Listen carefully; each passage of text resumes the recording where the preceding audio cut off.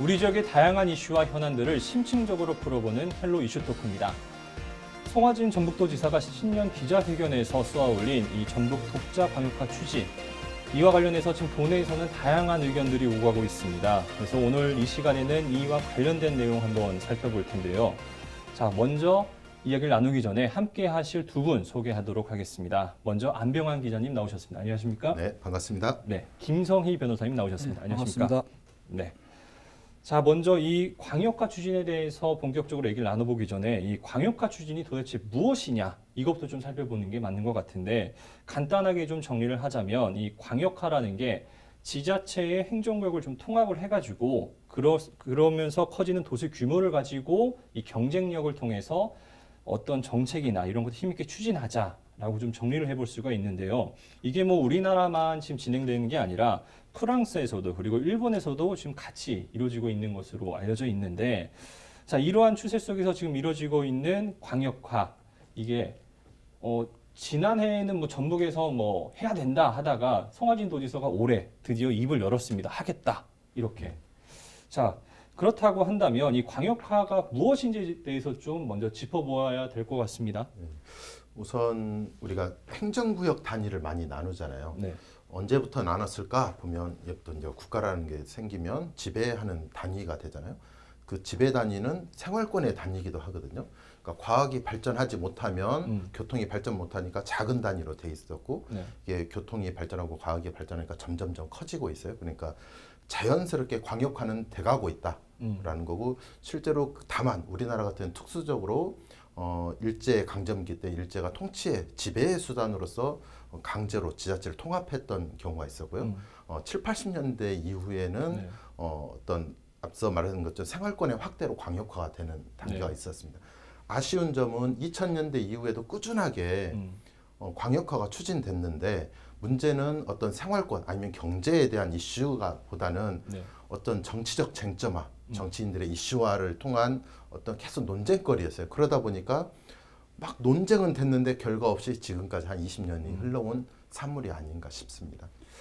그러니까 우리가 이제 광역화라고 통칭해서 이야기하는데 크게 보면 두 가지로 좀 나눠서 봐야 될 것 같아요. 하나는 이제 전주 완주 통합처럼 어떤 대도시에 뭐 네. 광역시에 준하는 큰 도시를 만들어서 뭐 중앙 예산이나 여러 가지를 고려한 부분하고, 또 인구 감소에 의해서 소멸돼가는 자치 단위들을 통폐합해서 좀 효율성을 높이자 하는 두 가지 방향으로 봐야 되는데, 두 가지는 완전히 다른 의미이기 때문에 또 그 우리가 접근하는 방법도 좀 달라야 된다고 생각이 됩니다.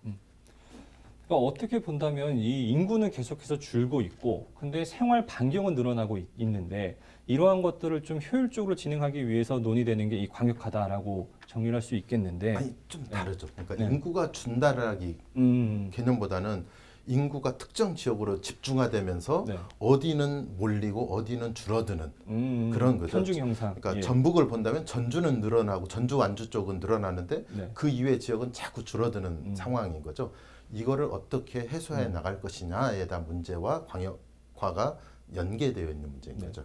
그러니까 처음 특례시 부분부터 보면 우리 지역의 특례시 부분은 이제 전남하고 비교를 많이 하는데, 전남은 광주 광역시하고 전라남도가 따로 독립이 돼 있어서 예산을 배정받거나 어떤 기업이나 어떤 기관들을 유치할 때 여러 가지 그 장점들이 있다. 근데 전주는 전라북도 하나만 있어서 인구도 더 감소하는 것 같고 여러 가지 예산에서 있어서도 좀 불이익을 받는 거 아니냐.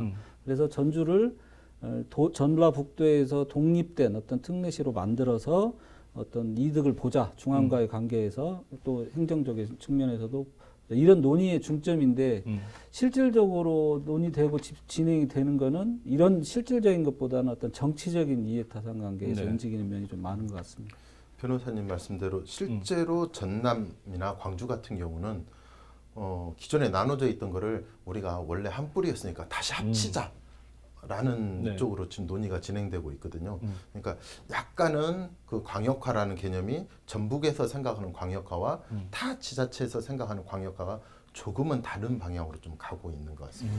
그러니까 이 광역화나 뭐 이런 변화들은 주민들이 먼저 편의성이나 먼저 여론이 형성되고 진행이 돼야 되는데 네.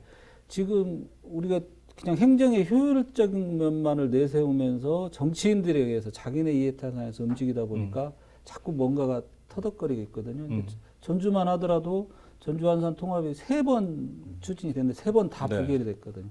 마지막에는 완주 국민들이 55% 반대를 해서 이제 통합이 추진이 안 되는 건데 그만큼 완주 국민들이 입장에서는 특례시 지정보다는 지금 상태가 낫다 이런 생각을 하고 있는 거거든요.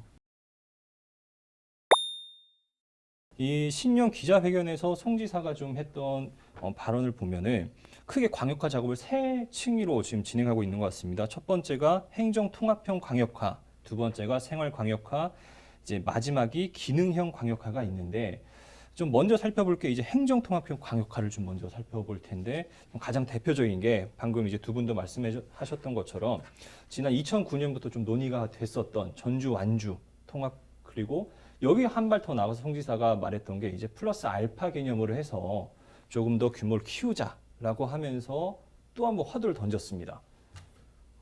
이 부분에 있어서는 매우 기계적인 거죠. 왜냐하면 네.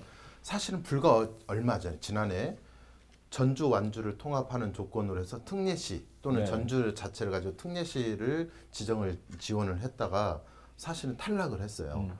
탈락했던 가장 근본적인 이유가 뭐냐면 인구가 특례시 조항에 100만이었는데 인구가 많이 모자란다라는 네. 거였어요. 그러니 100만을 채울 수 있는 유일한 방안은 근처에 있는 지역에서는 익산이에요. 그러니까 전주, 완주, 익산을 통합해서 특례시화 하자. 그건 어찌 보면 매우 기능적인 기술적으로만 접근한 방식이지 네. 거기에서 실질적인 생활 아니면 도 전체적인 어떤 발전 아니면 경제 문제, 생활권의 문제하고는 약간 별개다. 그러다 보니까 익산시도 즉각적으로 나는 아닌데요라는 반응이 나오는 그런 상황이죠. 당연히 익산에서는 황당하다는 반응이고요. 아까 말한 3가지 광역시의 이유 아무것도 해당이 안 되는 것 같아요. 그래서 오히려 익산에서는 그렇게 특례시에 합쳐지게 되면 부권 그러니까 주된 중심이 아니라 주변으로 전락할 일이기 때문에 익산에서는 또 전혀 별개의 또 자기는 새만금시로 가겠다 네. 이런 또 안을 내세울 그렇죠. 정도로 각 지자체별로 자기가 중심이 될 수 있는 광역화 이걸 좀 주장하는 것 같습니다. 그렇다고 본다면 일단 송 지사가 이제 이 익산까지 끌어들이면서 광역화를 추진하는데 그래도 이게 이루어진다고 한다면 장점은 좀 뭐가 있을까요? 좀 우리 도민들에게 돌아올 이득은? 글쎄요. 근데 첫 번째로 네. 드는 생각은 그 누구도 아닌 현직 도지사가 왜 이거를 제시를 했을까라는 거는 도지사 입장에서는 매우 이익이 될 수도 있다라는 정치적으로. 거예요. 지금 그러면 무엇에 이익이 될까라고 본다면 정치적인 이익은 많은 사람들이 얘기를 하니까 이런 이익이 있다라고 얘기가 돼요. 네. 그 이외의 이익을 많이 찾아봤어요. 예를 들면 현재 전북이 180만 명도 허덕이고 있고 네.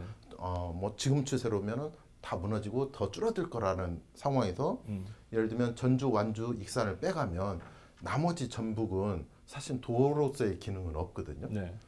그러니까 저도 찾아봤습니다. 찾아봐서 특례시가 되면 진짜 뭐 중앙에서 예산상의 어떤 지원이 있거나 뭐 특별히 큰 게 있는가. 근데 그런 건 안 보여입니다. 그러니까 네. 오히려 그러니까 특례시가 된다는 의미는 이제 도를 거치는 예산, 도의 감독을 벗어나서 독자적으로 뭔가 할 수 있다는 의미인데 또 그런 의미에서 보면 그동안 지금 송 지사님이 반대를 좀 하다시피 했었거든요. 반대보다는 네. 무관심 쪽이었는데 갑자기 들고 온 거는 뭔가 정치적인 이유 이외에는 별게 없지 않나. 근데 어떻게 본다면 지금 전라북도에는 뭐 광역시도 없고 그렇다고 뭐 인구 100만이 넘는 도시도 없는 상황에서 가만히 손을 놓고 있으면 오히려 더 정치적으로나 뭐 공격을 받아서 송 지사가 방패막이 삼아서 이걸 내놓았다라고 그러면 봐야 될까요? 그러면? 아니죠. 네. 그런 방패막이가 아니라 정치적 승부수일 수도 있고요. 네. 그러니까 이걸 통해서 더 큰 정치를 하겠다라는 의도가 있어서 그런 거지 않을까 싶어요.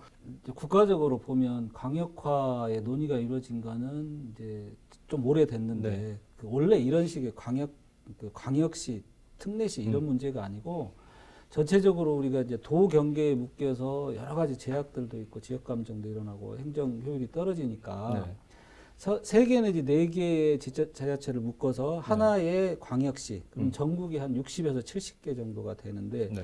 이때가 아마 한나라당하고 열린우리당 시대였는데 이때는 여야가 조금 그 심정적으로는 좀 동조를 했던 것 같아요. 그래서 그거를 이렇게 한 초안만 잡아놓고 밑그림만 그려놓고 다음 국회 2017년 이후로 밀어놓으면서 갔는데 그게 이제 그건 좀 흐지부지 돼버리고 그런 상황에서 실은 이제 정읍은 정읍 고창은 확실하고 네. 거기에 부안이 올 것이냐 장성이 올 것이냐를 가지고 이제 좀 논의가 되던 시점이었는데 그런 의미에서의 광역화 그거는 우리 지금 인구 감소나 여러 가지 경제적인 흐름으로 보면 그건 좀 의미가 있다고 생각이 됩니다. 그런데 지금 뭐 특례시나 광역시 문제 이거는 지금 진행되는 상황도 전남은 합치자고 그러고 네. 무조건 테러 만들자고 하는 것처럼 네. 정치적 공학적인 문제이지 실질적인 행정효율이나 광역화의 의미하고는 좀 벌어진 거 아닌가 이런 생각이 듭니다. 그렇죠. 그러니까 전국적 흐름이 전남뿐만 아니라 네. 대구 경북도 광역화를 해야 한다. 뭐냐면